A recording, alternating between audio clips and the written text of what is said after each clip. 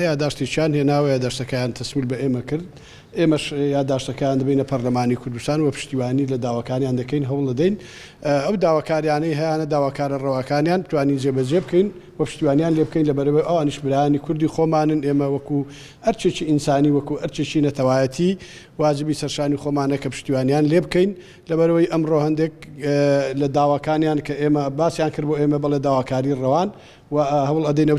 کێشانەی کە هەیەە و مشکلانەی هەیەە بە دوواداچوونیان بۆ بکەین وەکو ئەرچێکی پەرلەمانی خۆمان بۆ ئەوی بتوانین چارەسەری کێشەکانن ئەرچێمە بە دوواداچوونە تەبعەن وەکو پەرلەمانی کوردستان بە دوواداچوون ئەەکەین بۆ داواکاریەکانیان هەوڵ ئەدەین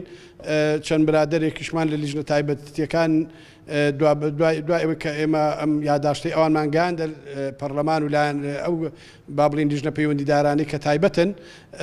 بۆ ئەوەی کە لیژنەیەکمان سەردانیشی مەیدانی بکا بۆ بە دوواداچوون بۆ کەمپی مەخمور بۆ ئەوەی بتوانین لەوێ گوێ لە داخوازەکانیان بگرین و چارەسەری کێشەکانیان بکرێت ئەم وەک دەستا کوژ مەخمور هاتین و وەک گەلێ مەخمور سپاسیە برادرانên endamê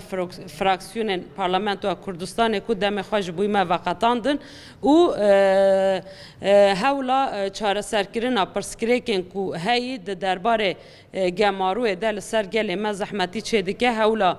çareserkirina wê dan ji niha ve em spasiya wana û destxweşiya wana dikin. Di fetrê 13 mangên ku gemarû li ser kampê heyî me bedelên pir giran dan. Kesên me li bazgehên ser bi hikûmeta herêmê taybet bazgehên ku partî tê de serwer e çar jinên me yên ku du canî ji bûyî ku bigihin nexweşxana hewlêra raperîn wê derê bû welidin zarokên xwe li bazgehê welidandin û ew zarok mirin sê zarokên me yên ku li fetrê yanî 10 rûj jî heta 6 heyîvî ji ber nexweşiyê ku nekarîn biçin li nexweşxana hewlêrê tedavî bibin jiyana xwe ji destan kesekî yê me